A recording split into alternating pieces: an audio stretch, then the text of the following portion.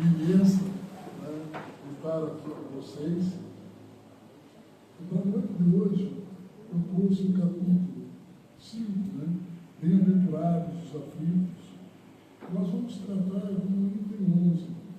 Eu vou ler um pequeno trecho, né, para que a gente possa fazer, então, as nossas reflexões.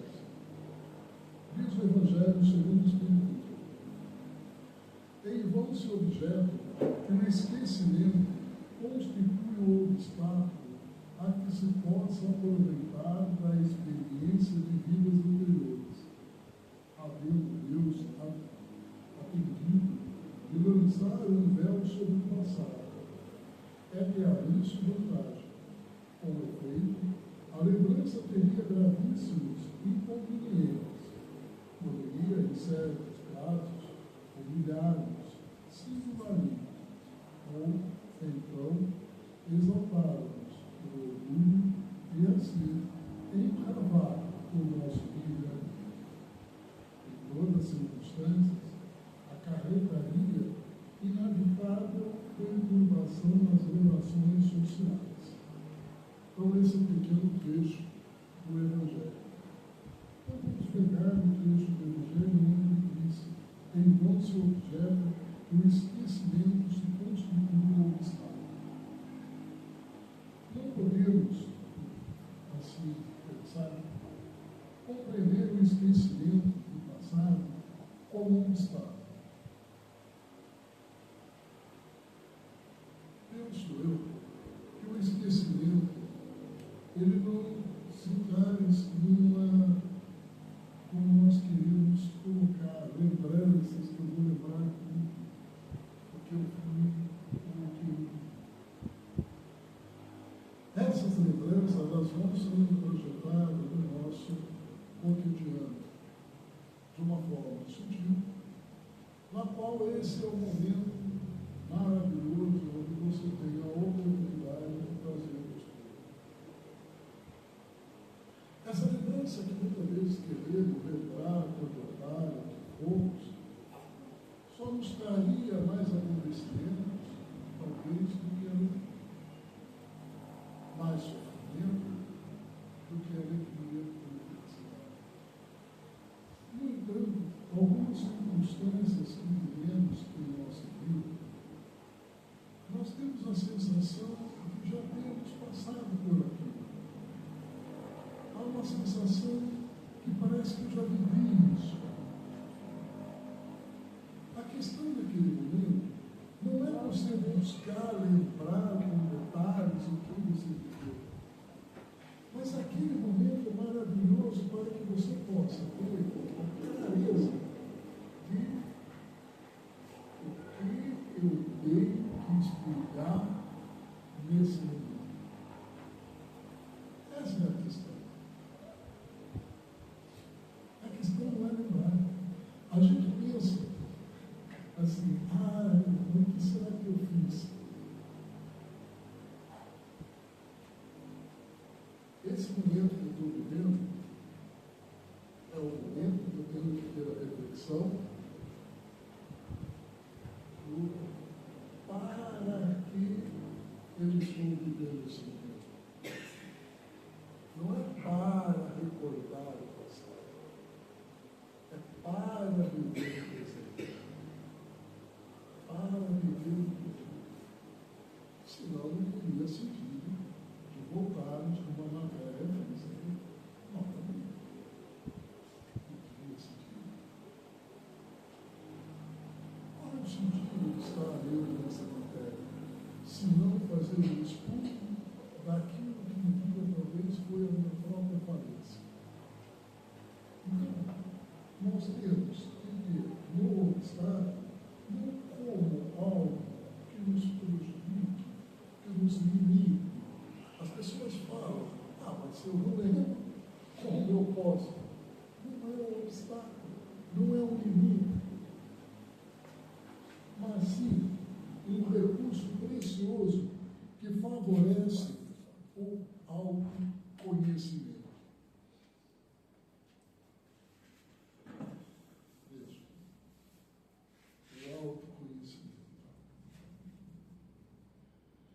tive a sensação que eu vivi aquilo.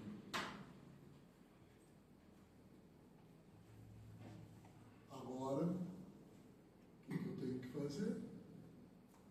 Me autoconhecer. Mas o que nós fazemos no nosso dia a dia? Que ele me inventou. Se não fosse ele, e aí toda a culpa da outra. Ah, porque eu estou desse jeito, porque eu tenho certeza, porque aquela pessoa falou isso, falou aquilo. O que ela falou, o que ela deixou de falar, não importa. O que importa para nós é o nosso autoconhecimento, que muitas vezes nós não nos reconhecemos. Nós só reconhecemos isso aqui. O espírito que sou, não reconhecemos. Porque é a culpa do outro. A minha ira que provoca naquele instante um momento de fúria é o espírito dele, não é a matéria. Aquele que provoca essa fúria, ele está sendo alguém que está me colaborando para que eu possa ter meu próprio autoconhecimento. Vamos supor que, então, nesse momento, eu seja uma pessoa extremamente perco, né, como se diz os antigos, de pavio curto. O outro que é culpado, às vezes o outro nem falou nada, mas meu pavio é curto, eu já quero brigar. Aí é que se perguntar, vai resolver você ter suas lembranças, talvez, que você possa ter sido alguém que tenha ido para as cruzadas e visto matados muito pela ira da guerra? Ou vai, neste momento, fazer com que você se busque entender por que ser tão pavio curto assim?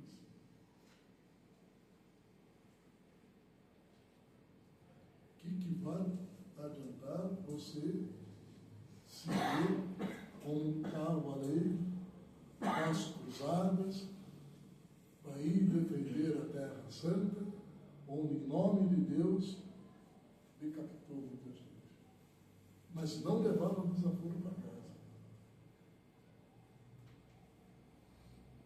Trazia para casa, assim, tudo aquilo que poderia pilhar ou roubar. Aí reencarna. Por que eu reencarnei? Para lembrar do que eu fui nas cruzadas? Reencarno para aprender a amar meu próximo. Independente da religião, independente da sua crença, independente de qualquer coisa. Mas o que me acontece? Uma única palavra. E o pavio curto explode. E alguém vai me dizer, mas também se eu soubesse o que eu fui na vida passada, talvez eu conseguisse controlar esse meu dinheiro. Será?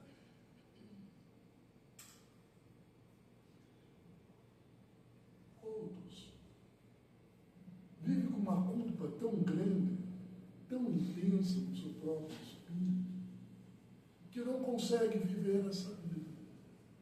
Não consegue se libertar daquela culpa. Talvez de ter disseminado tantos outros irmãos no período da cruzada. Ou, talvez em nome de Deus, tenha levado tantos outros para a fogueira. Nem lembra o que foi. Mas a sensação do seu espírito não consegue fazer o expurgo dessa culpa. Mas, João, como eu vou fazer isso? Vá viver a vida. Viva a vida. Seja feliz. Mas, João, o que é a felicidade senão o amor? Muitas pessoas, muitas vezes, e aqui não é nada disso, acredita que ir aos shows, ir a isso, ir aquilo. Ah, eu preciso ir para lá, eu preciso ir para cá, que isso vai me distrair, que isso vai... Aí, só que quando abre a chave do carro, entra no carro, olha de um lado, olha para o outro, ali já começa o vazio.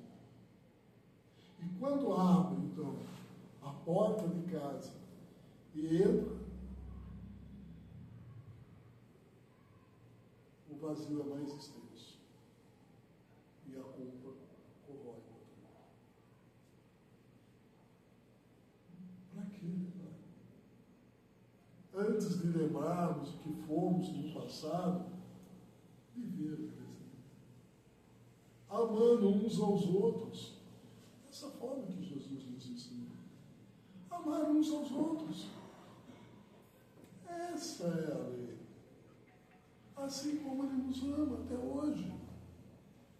Mas o que queremos fazer? Lembrar do passado. Não quero dizer com isso que a doutrina ela é esclarecedora. Ela vem nos esclarecer. Mas não no sentido da punição, no sentido do castigo, no sentido do karma que agora você tem que sofrer.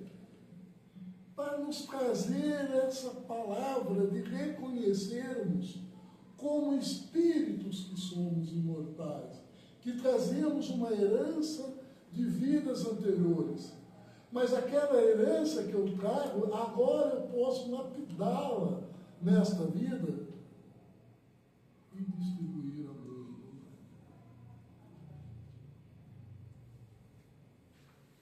O que eu quero fazer com essa herança? O que eu quero fazer com essa herança que eu recebo de tantas vidas que eu venho? O amor? Ou a minha própria autopunição? Ou meu próprio autocastigo?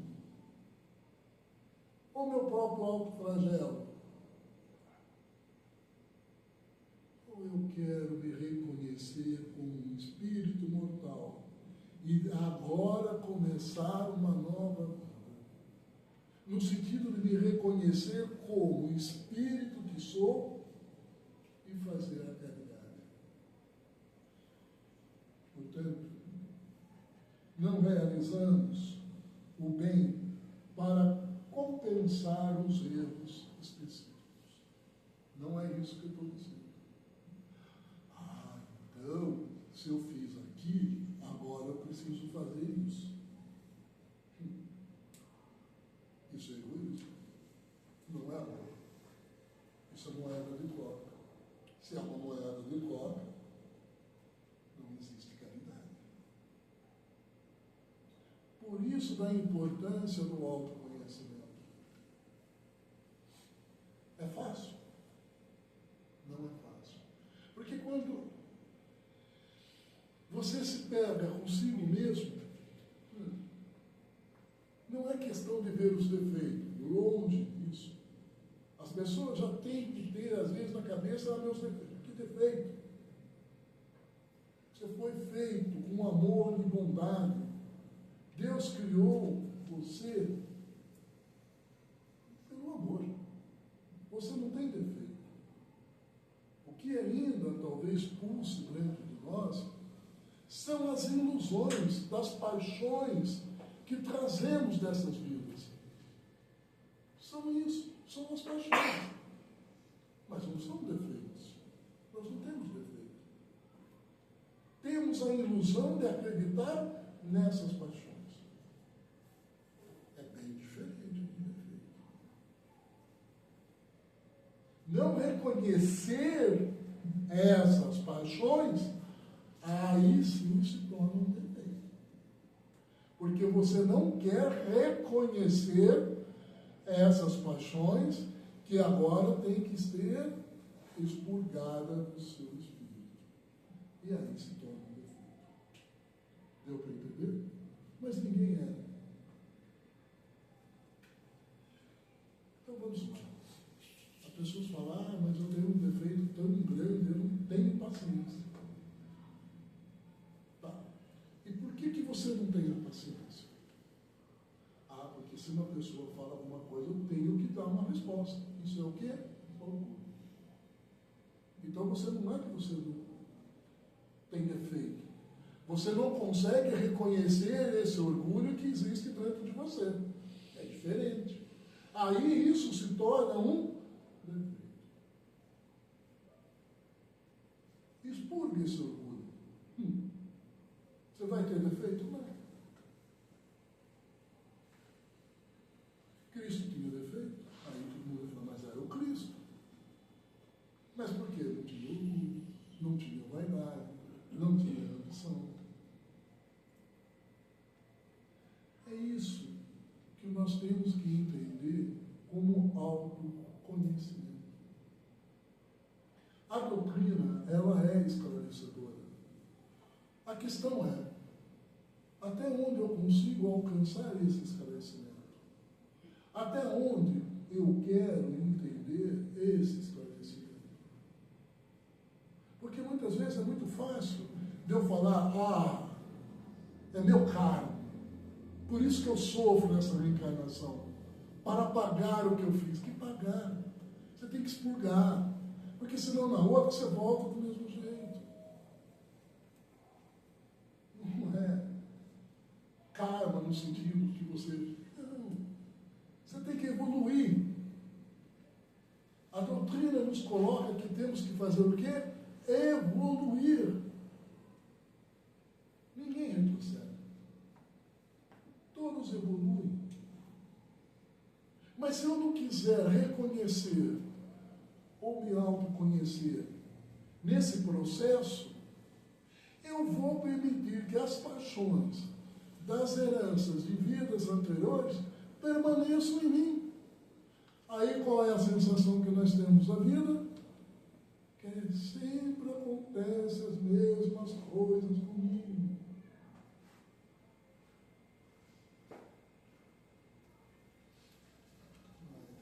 E aí? O que você está fazendo para sair desse círculo vicioso? Como que você está estudando? Você está lendo, você está estudando, mas nesse estudo, está se aprofundando no seu eu? Está buscando enxergar o seu eu? A nossa irmã disse que já deixou para vocês lição para casa, a página tal, a página tal. Aí vocês pegam livro, tarefa cumprida. E o que pulsou aqui? O que mexeu com você? Sabe aquela coisa de pegar um marca-texto, grifo, para, olha, uma anotaçãozinha do lado, e de repente você se encontra ali. Ninguém precisa falar o que você foi em vidas passadas. E nem você precisa saber. Mas uma, duas, três palavras de um único parágrafo revela o teu autoconhecimento para você saber o que você tem que fazer de mudança na sua vida. Mas para isso, o como eu vou me comportar diante dessa leitura? O como eu vou me comportar diante desse estudo? Quando a gente para e começa a pensar em tudo isso, a gente vê o quanto a doutrina ela é gratificante, porque ela nos permite isso, essa reflexão. E aí também, sem qualquer julgamento, para outros doutrina, morreu, acabou, joga a terra, fim de papo. Nós somos espíritos, e espíritos imortais. Trazemos essa herança. Eu preciso entender qual é a herança que eu estou trazendo. Como que eu tenho que trabalhar com tudo isso? E como eu vou expurgar tudo isso como eu sou? Outra coisa que muitas vezes a gente faz nessa vida é um pouco comparar com o outro. fulano é mais fácil. Você não tem a vida dele, como é que você sabe que é mais fácil? O fato de ele ter aquele tipo de comportamento, de amor, de bondade, não significa que a vida dele é mais fácil. Significa que ele tem para com tudo aquilo uma compreensão melhor. Só isso. Uma compreensão melhor. Mas não significa que a vida dele é mais fácil. É uma vida no Chico. Desde 5 aninhos, garfada na barriga. Carregar pedra na procissão, para poder, né, se libertar dos espíritos. Com 5 aninhos. Lamber as feridas. Lamber as feridas do outro lá, que a mãe falou, olha, tem que limpar. Vida fácil. Mas qual a diferença do Chico para nós? Vivia o Evangelho, vivia isso aqui. Isso era a vida dele.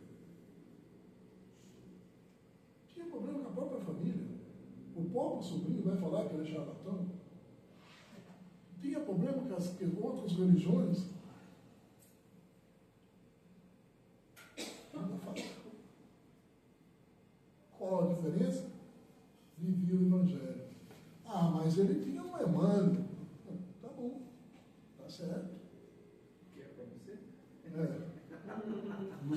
Na tua orelha? Você vai ter condição? Você vai ter, né? Expansão vibratória para aguentar o Emmanuel? É só 400 livros.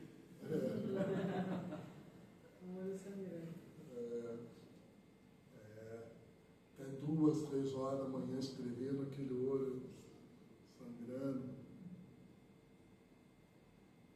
Percebe que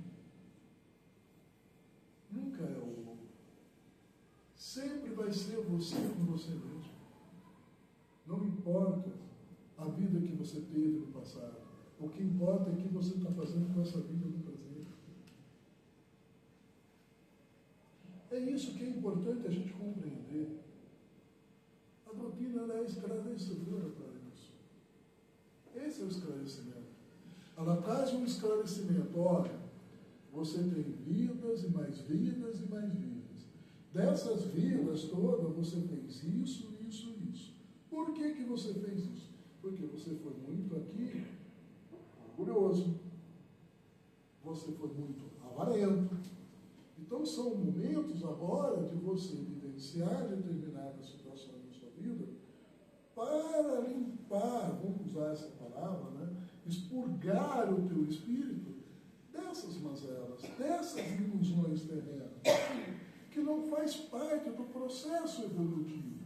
E como todos nós precisamos evoluir, isso precisa ser deixado. Não pode fazer parte do teu espírito. É isso. Mas o que nós fazemos? Novamente nos entregamos às paixões. Como que nós nos entregamos às paixões? Muitas vezes porque entramos em uma de ficar fazendo julgamento, de ficar condenando. Isso eu já fiz em vidas passadas, não deu muito certo. Por que eu continuo? Alguém vem falar alguma coisa? Ah, tá bom. Tá? Ah, mas você só fica em cima do muro? Mas que muro? Não existe muro. Eu estou vivendo o Evangelho. Não existe em cima do muro. Ele é o meu irmão, tal qual eu também tenho os meus defeitos, porque ainda não consegui expurgar as minhas mazelas, e um dia ele vai conseguir. Mas por hora, é ele que está respondendo pela própria vida dele. Ah, mas esse pessoal só se dá bem quem faz isso. É que dá bem, amanhã depois ele está reencarnando de novo, em outra situação. Eu vou estar reencarnando em um outro processo evolutivo. E talvez tenha que reencarnar, talvez junto dentro de uma sociedade, para continuar ajudando essas pessoas que não conseguem ainda entender isso. É isso. Mas não existe existe em cima do muro. Existe só um, que é o Cristo. Não existe divisão.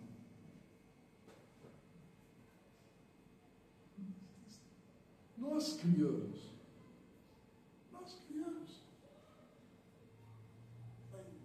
Se somos todos espírito, muito bem. Então, o esquecimento, portanto, nos vai nos libertar do peso direto das antigas faltas e nos convida a construir com sinceridade e renovação o caminho da nossa própria evolução. Nós vamos criar o nosso próprio caminho. Então, veja, o esquecimento, portanto, nos liberta de uma forma direta, porque imagine, você ter na tua lembrança, vocês já imaginaram, às vezes quando a gente dorme, um tiquinho só, um tiquinho, uma casquinha da unha, que você sonha com alguma coisa, no dia seguinte você já levanta atormentado. Imagine você ter, durante o seu dia, um dia, vamos pegar um dia, sei lá, começando das 7 horas, 7 horas, aí, 12 horas, um tormento de uma cena na sua cabeça, de você na guerra decapitando cabeças. Sangue para todo lado, aquilo não sai da sua cabeça. Você quer trabalhar aquilo na cabeça. Como que ia viver? Como? Então, o esquecimento ele é um processo direto para nos auxiliar a nos libertarmos das nossas mazelas, sem essa punição, sem esse olho por olho, dentro por dentro. O próprio Cristo já disse isso. Eu vim trazer um amor. Não existe mais a lei do olho por olho, dentro por dentro. Então, por que eu preciso lembrar? Eu preciso me ressignificar. É isso. Volto a dizer que a doutrina ela vem nos esclarecer desse movimento, dessas vidas anteriores que fazem parte desse espírito. Isso não posso negar. Não tem como. Faz parte do nosso espírito. Mas não significa que eu tenha que lembrar disso. Joana de Anjos, no livro O Homem Integral, nos esclarece. Então, Joana escreve: o momento mais eloquente do seu processo evolutivo deu-se quando adquiriu a consciência para discernir o bem do mal, a verdade da impostura, o certo do errado, prosseguindo na marcha essencial que o conduzirá às culminâncias da angelitude. Portanto, um dia nós vamos chegar nessa vibração de angelitude. Mas, por hora, eu tenho também que ter um discernimento do que é bem e do que é mal.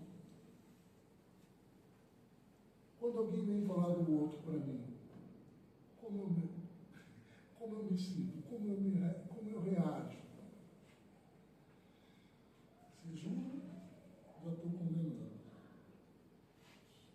Mas eu estou dando a minha opinião.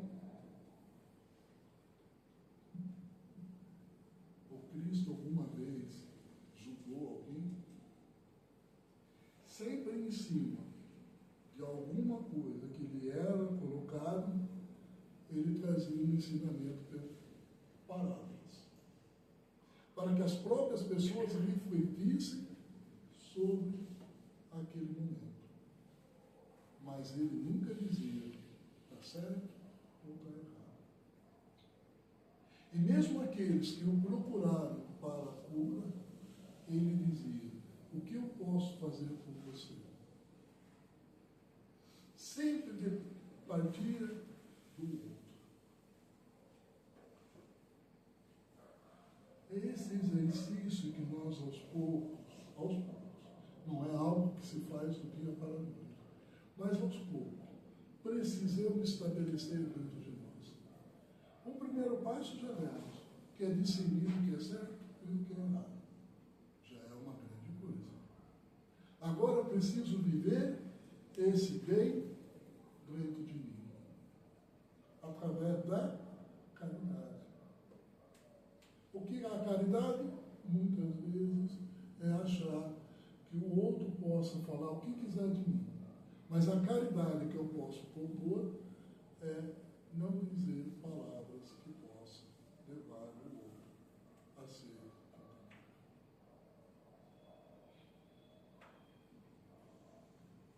O discernimento, portanto, voltando nas nossas reflexões, o discernimento moral é fruto do progresso do espírito. Isso é muito importante.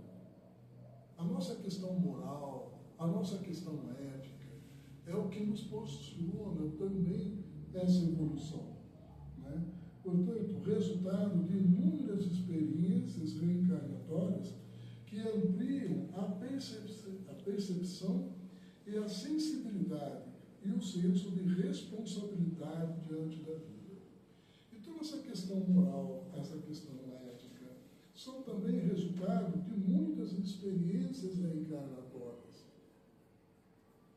Então, vamos pensar assim, se ontem eu tenho uma reencarnação que eu possa ter sido, né, um cavaleiro das cruzadas, mas talvez eu possa ter vindo, e ter diluído isso durante todo o processo reencarnatório, no qual hoje eu tenho uma sensibilidade para com o amor, para com a fraternidade. Nós não citamos aqui o Emmanuel? Citamos. Quem foi Emmanuel? Senão, senador Público. Como que ele se torna Emmanuel? Tem os livros aqui, né? 50 anos, 2000 anos, 50 anos depois. Essa é a saga dele. Vai expurgando, vai aprendendo. Não se torna Emmanuel assim, não. Tem todo um processo. Eu tinha um amigo nosso que ele tinha um exemplo muito bom. Se na outra vida o cara matasse 40 pessoas, né? Na próxima ele matou 20, ele está num lucro. Eu li um livro do, acho que era do Médico Psiquiatra,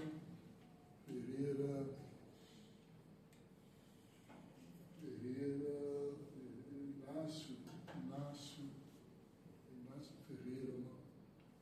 Eu estou com o livro na cabeça, Inácio Ferreira, acho que é Inácio Ferreira. Enquanto encarnado, ele foi médico psiquiatra. Aí ele desencarna e vai continuar cuidando de uma ala, numa determinada colônia, de um hospital psiquiátrico.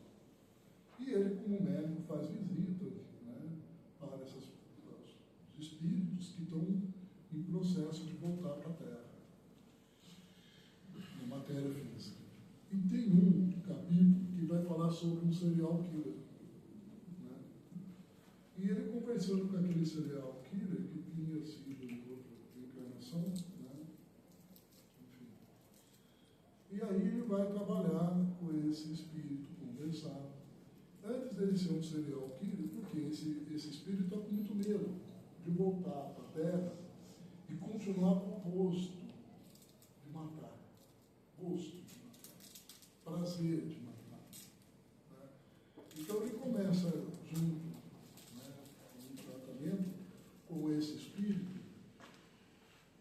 fazer com que ele perceba que agora, nessa próxima vida, ele não vai precisar matar ninguém. E é interessante porque conta que antes de ele ser um serial killer, ele foi um soldado romano. E sempre nas outras reencarnações que ele teve, sempre ele estava no exército. Sempre em luta, sempre em guerra. Né? Então, em cima do que você faz, é mais ou menos isso. Por mais maluco que seja, isso é um processo de evolução. Amanhã, para alguns, ser encarcerado, né, faz parte, muitas vezes, desse movimento deles. Então, o que eu quero trazer nessa reflexão toda é que nós temos o nosso livre-arbítrio para as nossas escolhas e para os nossos aprendizados. Ninguém vai obrigar você a ser desse jeito ou daquele jeito. Nem a doutrina. Volto a dizer, a doutrina é esclarecedora, não é ditadora. A doutrina espírita é esclarecedora. Ela é ciência, ela é filosofia, ela é religião. Ela não vem para fazer você ficar preso nela. Pelo contrário, é para você se libertar. Vai respeitar sempre o seu livre-arbítrio. Mas a escolha dessa liberdade, ou de se libertar, é de cada um de nós, dentro dessa compreensão desse processo. Se eu não conhecer esse processo, se eu não estudar esse processo, o que vai ficar mais fácil para mim? Eu falar, mas lá na doutrina espírita fala que isso é carne, que eu tenho que pagar essa dívida. Fica bem mais fácil. Porque daí eu não tenho a responsabilidade da mudança. Terceirizou. Exatamente essa palavra.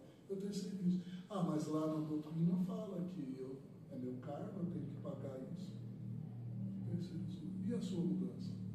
E a sua transformação? Como é que fica? Aonde fica?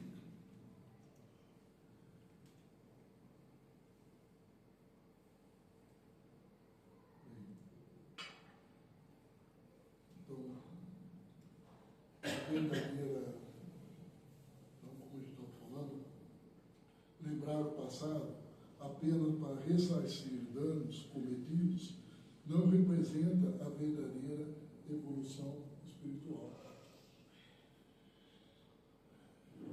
Eu nasci fazer uso de uma matéria física. E todo esse processo, simplesmente para ter uma ideia, né, que agora eu estou ressarcindo um dano que eu cometi, como o nosso irmão falou, eu estou terceirizando, eu não estou tendo a responsabilidade da minha transformação. Aí eu vou chegar no mundo espiritual. Primeira pergunta, o que você fez? Eu fiz um monte de coisa. E começo a pôr na lousa tudo que eu fiz. Bonito, tá. Mas o que você fez? Eu ponho mais outra coisa. Aí vem a pergunta crucial. Tá, você fez tudo isso. Mas e você, para você, de você, o que saiu? O que é? E aí? Não saiu nada.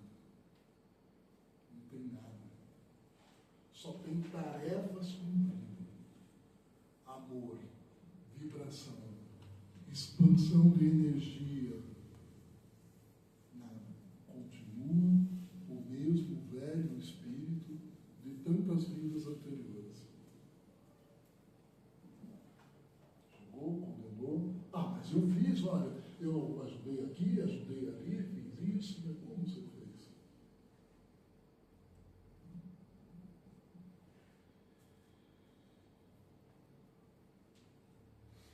São reflexões, não são julgamentos, são reflexões. Portanto, o esquecimento temporário das experiências anteriores, conforme ensina a doutrina espírita, é um recurso divino que nos permite reconstruir o presente com liberdade, responsabilidade e sinceridade moral. Olha que bonito. Então, o esquecimento temporário, porque quando você voltar, você vai lembrar.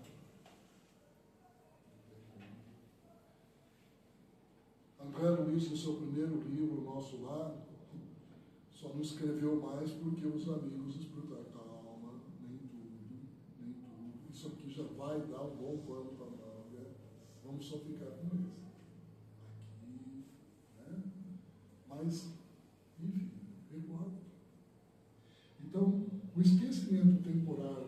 nas existências anteriores, conforme ensina a doutrina espírita, é um recurso divino que nos permite reconstruir o presente com liberdade, com responsabilidade. Então, se eu tenho, para com esse momento da minha vida, a busca pela minha liberdade, e com todo respeito, não estamos falando aqui de liberdade de liderança. Estamos falando de liberdade espiritual, é uma coisa muito maior. Não estamos falando do que eu posso dizer, do que eu posso deixar de dizer. Eu estou dizendo daquilo que eu posso sentir. Por mais doido que isso possa parecer, vai ter muitas religiões que nem permitem os seus fiéis terem essa liberdade. Porque a igreja quer que ela pense do jeito como a igreja pensa. Deixar o cara amarrado. Para deixar o cara amarrado, preso ali com ela. A doutrina espírita não. Pelo contrário, ela faz com que você estude para que você tenha a sua própria liberdade para evoluir. Porque quanto mais você evolui, mais você vai se identificando com esse amor que a doutrina nos traz. Olha como isso é bonito. Agora, como eu estou vivendo essa liberdade? Com essa responsabilidade do estudo, de compreender esse estudo.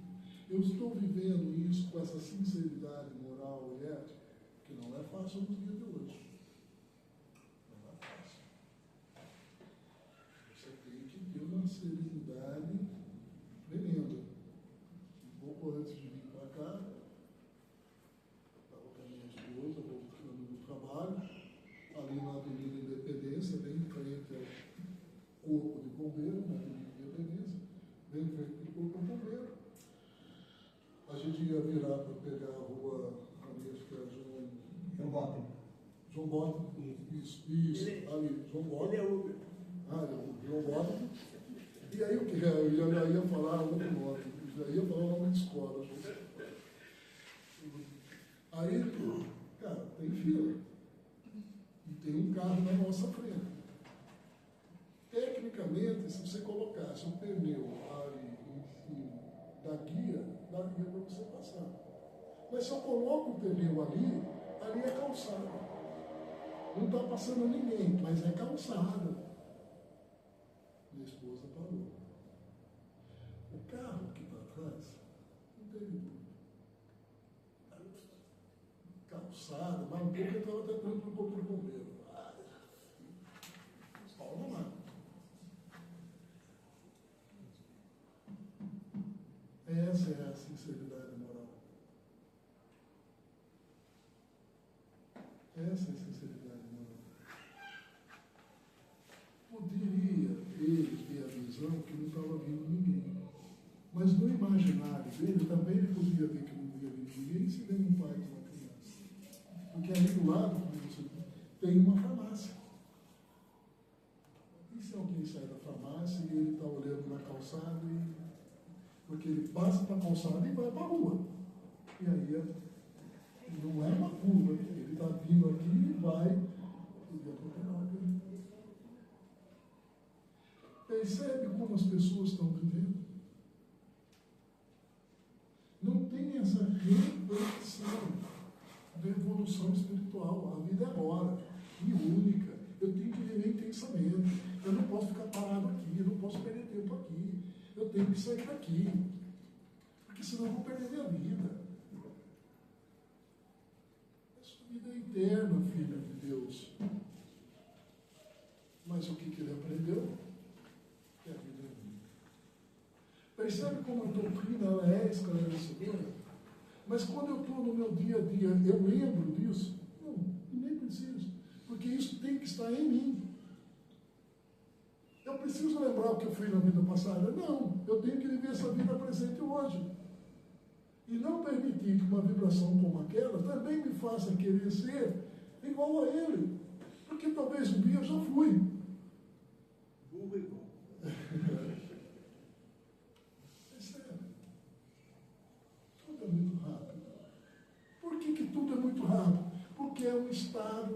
consciência, como Joana de Ângelo nos traz. É um estado de consciência. Mas a sua consciência agora já sabe o que é o certo e o que é errado. O que é o bem e o que é o mal. Essa é a sua diferença. É como isso é bonito. Então são essas as minhas reflexões pela noite dessa segunda-feira, para que a gente possa, no dia da manhã, ter essa clareza, ter esse discernimento, para que a gente possa se libertar, mas sem a tortura, sem esmagamento, mas na leveza do ser que Deus nos proporciona a cada dia. Deus nos proporciona a cada dia a leveza da própria vida. Ele não traz angústia.